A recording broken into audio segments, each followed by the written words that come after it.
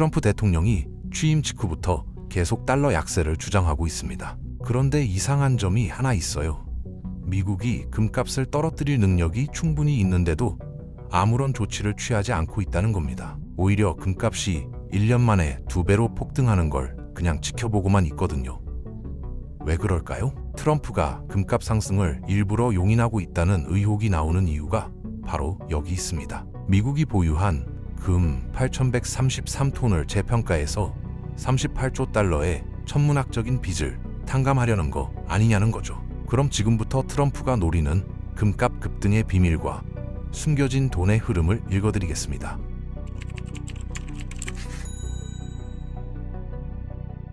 트럼프 대통령은 취임 초기부터 달러 약세를 주장해왔죠. 그런데 다른 종이돈 대비 달러를 약세로 만드는 건 굉장히 어려운 일입니다. 유로를 달러보다 훨씬 많이 찍었고, 위안화도 달러보다 많이 찍었고, 엔화는 달러보다 4배쯤 더 많이 찍었거든요. 근데 금 가격 대비로 보면 달러를 약세로 만드는 게 가능합니다.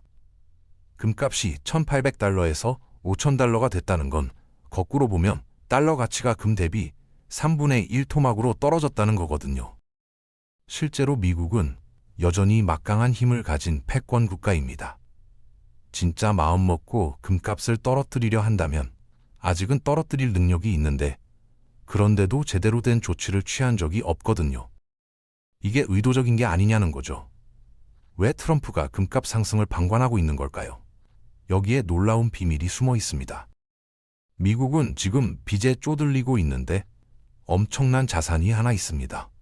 바로 금인데 무려 8133톤을 보유하고 있거든요. 전 세계 중앙은행과 정부 중에서 가장 많은 양입니다. 그런데 미국 정부 장부에 이 금의 가격이 취득가 42달러 22센트로 기록돼 있어서 금 보유 가치가 110억 달러로 과소평가돼 있는데 지금 금값이 5,000달러를 넘었으니까 시가로 다시 계산하면 무려 1조 3천억 달러가 됩니다. 취득 가격보다 115배가 오른 거죠. 이렇게 금을 재평가하는 걸 GRA라고 부르는데 미국뿐만 아니라 서방 세계에서 이 목소리가 계속 나오고 있습니다. 근데 1조 3천억 달러로는 미국 부채 38조 달러를 탕감할 수 없죠. 하지만 미국이 금으로 빚을 전부 탕감할 필요는 없거든요. 브릭스 국가들이 자기들만의 통화를 만들 때 담보 자산에서 금 비중을 40%만 하겠다고 했는데 미국은 달러 패권이 있으니까 부채의 10%에서 20%만 보증해도 됩니다. 그럼 금값이 14,000달러에서 28,000달러면 되는데 트럼프가 이 정도 수준의 금값 상승은 용인할 수 있다는 얘기가 나오는 겁니다. 한번 비유해 볼게요. 빚 때문에 쪼들리던 기업의 땅값이 10배 오르면 빚을 다 갚고도 돈이 남잖아요. 트럼프가 지금 노리는 게 바로 이겁니다. 어차피 금값 상승을 못 막으면 차라리 이용하자는 거죠. 미국인들은 창의적이고 적응력이 뛰어나거든요. 그래서 이번에도 새로운 방법을 찾아낸 겁니다. 그렇다면 금값은 왜 이렇게 폭등한 걸까요? 2023년 1월에 1,800달러였던 금값이 2024년 1월에도 2,100달러로 별로 안 올랐어요. 그런데 2025년 1월에 갑자기 2,750달러를 찍더니 올해 1월 5,000달러를 돌파했거든요. 단 1년 만에 거의 2배가 된 겁니다. 이렇게 가격이 오를 때는 선형이 아니라 비선형으로 올라가기 때문에 아직 상승 국면이 끝나지 않았다고 봐야 합니다. 가장 큰 이유는 금 생산량이 2018년 이후로 완전히 정체됐다는 겁니다. 2016년에는 연간 3,600톤을 생산했는데 2017년부터 3,400톤 수준에서 멈춰버렸거든요. 지구에서 캘 수 있는 금이 이제 딱 20년치밖에 안 남았어요. 옛날에는 흙 1톤을 파면 금이 10g씩 나왔는데 지금은 0.5g밖에 안 나옵니다. 아무리 기술이 발전해도 물리 법칙의 한계를 넘을 수가 없죠. 여기에 2020년부터 각국 중앙은행들이 천문학적인 돈을 찍어냈습니다. 양적 완화라고 하죠. 잠깐 금리를 올렸다가 지금 다시 낮추고 있는데 미국 경제의 근본적인 문제들이 해결되지 않은 상태에서 돈만 계속 풀고 있거든요. 당연히 금값이 오를 수밖에 없는 겁니다. 게다가 트럼프 대통령의 행보가 금값 상승에 기름을 부었습니다. 동맹국들한테까지 무역 전쟁을 불사하니까 유럽이 완전히 열받아서 미국 국채를 팔아버리겠다고 위협하고 있거든요. 덴마크도 그렇고 캐나다도 그렇고요. 미국 국채를 팔면 남는 안전자산이 뭐냐? 금밖에 없습니다.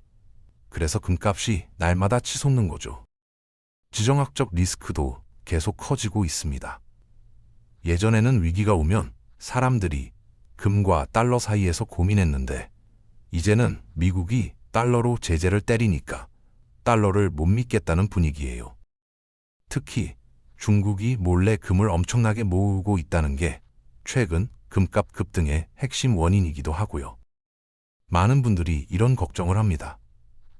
미국이 언젠가 금값 상승을 막기 위해서 조치를 취하지 않을까? 그러면 금값이 폭락하는 거 아니냐? 충분히 가능한 시나리오죠. 실제로 미국은 지난 100년간 금과 전쟁을 벌여왔거든요.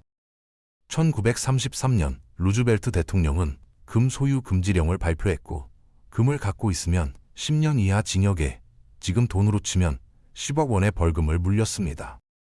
이 법이 무려 1970년까지 유지됐어요.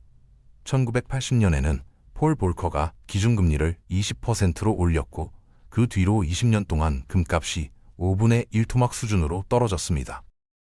그런데 지금은 상황이 완전히 달라졌습니다. 미국이 더 이상 금값을 통제하지 못하는 이유들이 생긴 거죠. 아무리 트럼프가 막 나간다고 해도 1933년처럼 금 소유 금지령을 내릴 수는 없어요. 지금 미국은 달러 패권국이니까 금 소유를 금지하면 오히려 달러가 망했다는 신호로 받아들여져서 달러 가치가 폭락할 수 있습니다. 프랑스 최초의 지폐였던 리브르의 사례가 그걸 증명하죠. 리브르 가치가 떨어지니까 프랑스 왕정이 금 유통을 완전히 금지시켰는데 그랬더니 오히려 리브르 가치가 완전히 폭락했고 물가가 몇 배씩 뛰었거든요. 금리 인상도 지금은 불가능합니다. 폴 볼커 때는 GDP 대비 미국 국가부채가 30%밖에 안 됐는데 지금은 GDP 대비 120%를 넘었거든요. 만약 금리를 8%에서 9%로만 올려도 미국이 이자를 갚기 위해 엄청난 국채를 추가로 발행해야 되고 그러면 국채 시장이 박살나면서 금값은 오히려 더 뛸 수 있습니다. 선물 증거금 인상도 2011년처럼은 안 먹힙니다. 지금은 중국과 인도와 브라질 같은 나라들이 있어서 금 선물 증거금을 올려서 금값이 일시적으로 떨어지면 이 나라들이 감사하다면서 싼 가격에 실물 금을 싹쓸이해 가버리거든요. 이제는 종이로 된 금 증서를 믿지 않고 실물로 무조건 받아가는 시대가 됐기 때문에 가짜 금을 발행할 수가 없는 거예요. 유럽도 금값 상승을 은근히 바라는 듯한 발언들이 나왔습니다. 2023년 네덜란드 중앙은행 총재 클라스 노트가 이런 말을 했어요. 중앙은행의 대차 대조표가 손실을 입어도 걱정 없다. 왜냐하면 우리한테는 금을 재평가할 수 있는 방법이 있기 때문이다. 금값이 오르면 그 미실현 이익으로 손실을 메꿀 수 있다는 겁니다. 실제로 유럽 주요 국가들을 보면 외환보유고의 70%에서 80%가 금이에요. 독일은 외환보유고의 거의 80%가 금으로 구성돼 있고 프랑스나 이탈리아도 금 비중이 엄청나게 높습니다. 그래서 금을 재평가하면 빚을 상당 부분 탕감할 수 있는 건 미국만이 아니라 유럽도 마찬가지죠. 반면 한국은 금을 고작 104톤밖에 갖고 있지 않습니다. 금 보유량 세계 36위예요. 외환 보유고의 단 1%만 금으로 구성돼 있고 그것도 남의 금고인 영국에 보관돼 있거든요. 요즘 독일 같은 나라는 남의 나라에 보관됐던 금을 전부 자국으로 실어 나르고 있는데 왜 그럴까요? 지금 지정학적 위기가 계속되는 상황에서 언젠가 금 수출 금지 같은 극단적 조치가 나올 수도 있다고 판단하기 때문입니다. 여기까지 보면 미국이든 유럽이든 금값을 올려서 금을 재평가한 다음 빚을 탕감하거나 달러를 보증하는 방식으로 패권을 유지하겠다는 계획처럼 보이는데 이 계획에 치명적인 약점이 하나 있습니다. 바로 중국의 금 보유량이 너무나도 비밀스럽게 늘어나고 있다는 거예요. 공식적으로는 미국이 8,133톤, 중국이 2,262톤이니까 경제 규모 대비 중국의 금 보유량이 훨씬 적어 보입니다. 그런데 문제는 중국이 몰래 금을 모으고 있다는 거죠. 이게 최근 금값 급등의 핵심 원인이거든요. 중국의 실제 금 보유량은 최소 3,000톤에서 5,500톤까지 될 거라는 추정이 많습니다. 게다가 중국은 금 생산량이 많기 때문에 3년에서 4년 지나면 금 보유량이 미국을 능가할 수도 있다는 분석도 있어요. 만약 중국이 3,000톤 수준이면 미국이 금을 재평가해서 달러 기반을 단단히 다질 수 있는데 5,500이 넘고 점점 늘어나서 언젠가 미국보다 많아진다면 미국 입장에서 금을 재평가하는 게 부담스러울 수밖에 없습니다. 그래서 중국이 미국한테 혼선을 주기 위해서 금 보유량을 비밀로 하고 있는 거예요. 얼마인지 안 가르쳐줘야 미국이 헷갈려서 금 재평가를 할까 말까 고민하게 되니까요. 중국은 금 매장량도 많고 생산량도 많습니다. 그래서 미국이 섣불리 금을 재평가했다가 자칫 중국의 국력만 강화시킬 수도 있는 상황이죠. 이게 미국이 금값 상승을 마냥 좋아할 수만은 없는 이유입니다. 그렇다면 앞으로 금값은 어떻게 될까요? 여전히 상승 가능성이 높지만 하락 위험도 분명히 존재합니다. 가장 위험한 건 단기간에 너무 많이 올랐다는 거예요. 시장이 과열되고 급격하게 오르면 자연스럽게 매도 압력이 생기거든요. 금을 장기 보유하는 사람도 있지만 단기 투자자도 굉장히 많습니다. 이익 실현을 하려는 사람들이 많아지면 매도 압력이 생기는데 이게 언제 올지는 아무도 모릅니다. 일반적으로 10%에서 가끔은 20%까지 단기 하락이 올 수 있습니다. 장기 하락은 어떤 경우에 올까요? 경기 침체가 오는 경우입니다.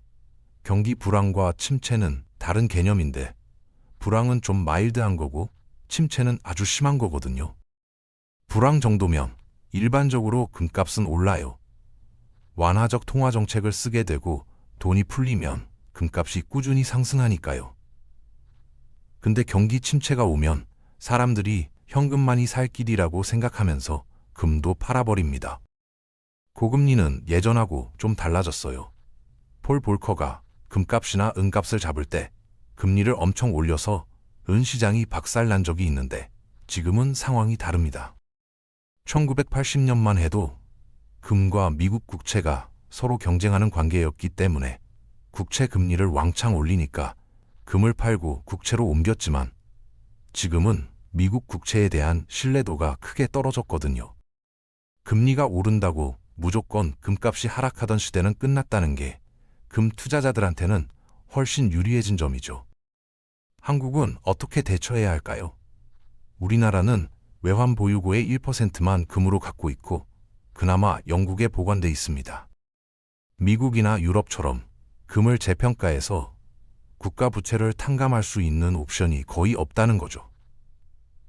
게다가 한국은 수출 의존도가 높은 경제 구조라서 달러 약세나 금값 급등 같은 글로벌 금융 변동성에 더 취약할 수 있습니다. 1997년 IMF 외환 위기 때 우리가 금 모으기 운동을 했던 걸 기억하시나요? 그때도 금이 마지막 보루였거든요. 근데 지금 금 보유량은 여전히 턱없이 부족합니다. 미국과 유럽이 금을 재평가해서 빚을 탕감하는 동안 우리는 그냥 지켜만 봐야 하는 걸까요? 독일처럼 해외에 보관된 금을 국내로 들여오는 것부터 시작해야 하는 건 아닐까요? 외환 보유고에서 금 비중을 최소 10% 이상으로 늘리는 게 필요한 건 아닐까요? 장기적으로 금을 조금씩 담아가는 전략이 여전히 유효한 건지 고민해 봐야 할 시점입니다.